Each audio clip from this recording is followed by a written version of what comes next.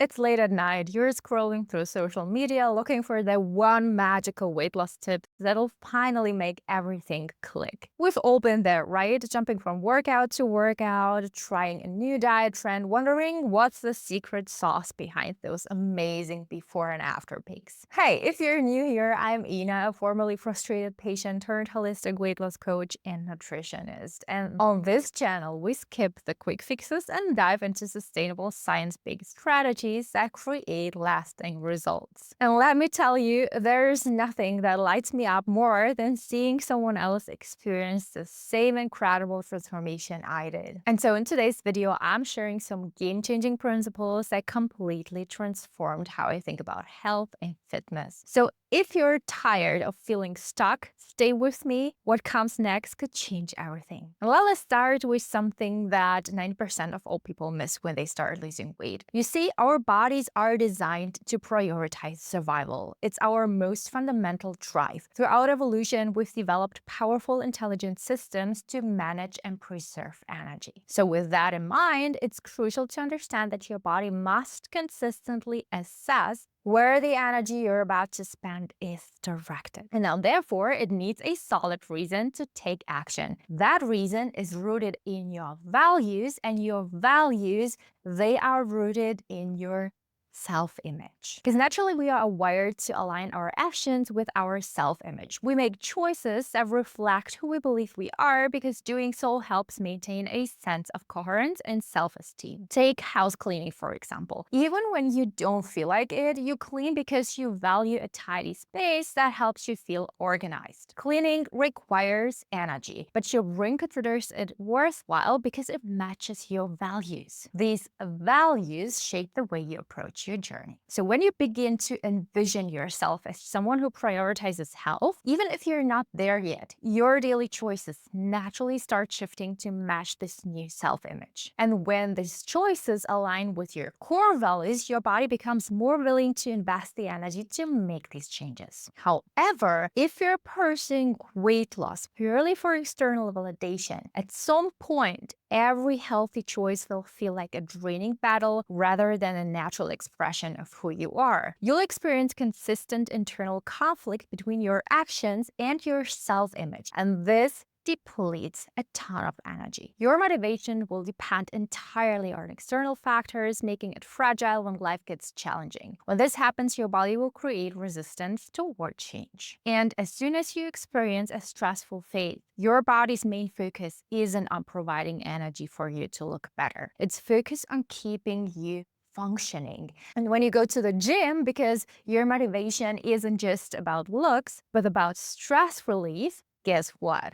You'll keep exercising regardless of circumstances, because in this case, exercising contributes to your functioning. That's really what consistency is about, actually. So principle number one is identity-based behavior, working with your natural energy assessment system and not against it. To put this into practice, answer these three powerful questions.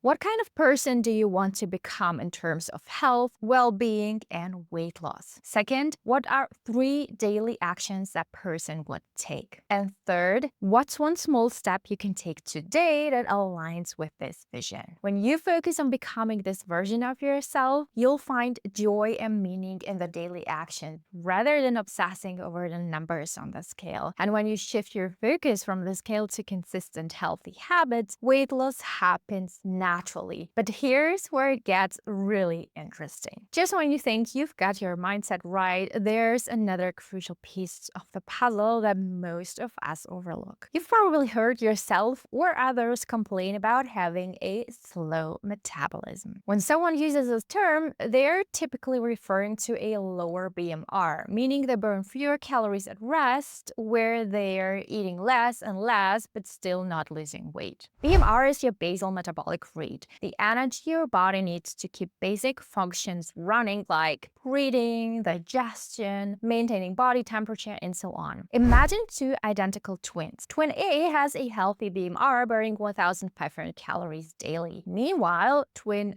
B's metabolism has slowed down to only 1,100 calories. This means even if they eat the exact same meals, twin B will naturally gain weight more easily or lose it harder because her body needs less energy for these automatic processes. A slow metabolism can feel like a nightmare for anyone trying to lose weight, but many of us don't realize how our everyday habits are affecting it. You see, your metabolism is closely connected to your nervous system, particularly the autonomic nervous system, which acts like your body's gas and brake pedals. The sympathetic nervous system, or the gas, helps your body react to stress and challenges and kind of speeds things up. Meanwhile, the parasympathetic nervous system, or the brake, is responsible for digestion and recovery and slows things down. Now, understanding how these systems work together will help you make choices that support a healthier metabolism, making it so much easier to lose weight.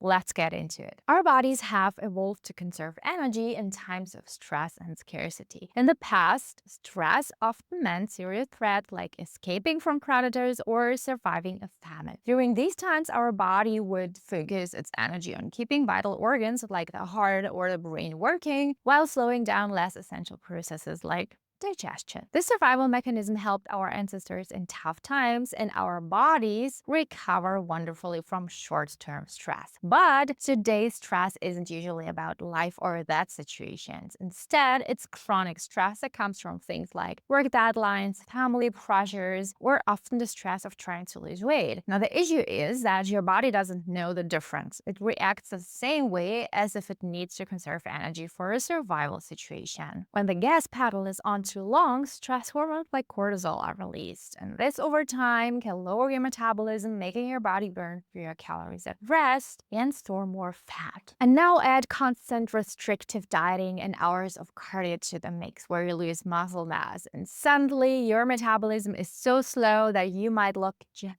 at a piece of cake and gain 3 pounds. It's not just the food, it's your body's response to stress. And this is why, even if you're working hard for weight loss, your body may not respond as expected. The nervous system overload takes over, making weight loss harder by not only slowing down your metabolism, but also making you lazier and move less subconsciously, and of course, craving high-calorie foods. You think it's a lack of willpower, but in reality, your body is signaling that it needs recovery and balance, and not just a calorie deficit. So principle number 2 for sustainable weight loss this year is all about creating a space where your body feels safe and supported. You need to take charge of your stress by using techniques that help calm your nervous system. But it doesn't stop here. Your body also needs proper nutrients to thrive, a moderate and not a crazy calorie deficit for weight loss, and high quality restful sleep. And last principle is something really is not spoken about enough, and it's something that threw me off so many times during my own journey. I would follow all the rules, push myself to stick to my routine, but still feel frustrated when things didn't work as expected. And it's all about energy again. I remember for the longest time I couldn't understand why some weeks I felt unstoppable, and then there were other weeks where I felt like I was walking through mud. I'd get home from work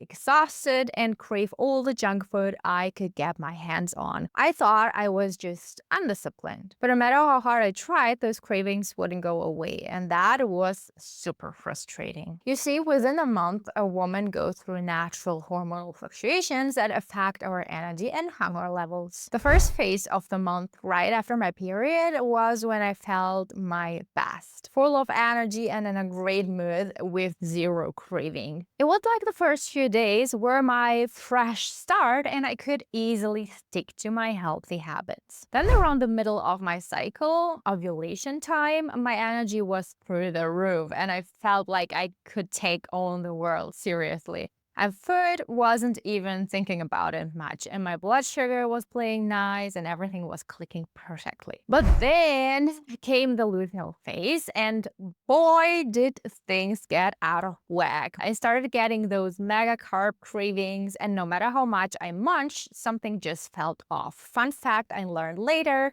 during this phase, my body was actually calling for an extra 300 calories. Who knew, right? It was asking for more fuel to handle the increased energy demand, but I was still trying to stick to my same 1,400 calorie routine. I kept thinking, why am I so hungry all of a sudden? I wondered, why can't I just stay on track like I did earlier? My body wasn't failing me. I was failing to listen to it. It wasn't about being undisciplined. It was about giving my body the extra fuel it needed. So I can't stress it often enough how important it is to recognize these phases and adjust your approach. It made all the difference for me, and I know it can for you too. And that's why I highly recommend watching this video next. It dives deeper into the topic and could be exactly what you need. Until next time, take care of yourself because your health is your greatest wealth.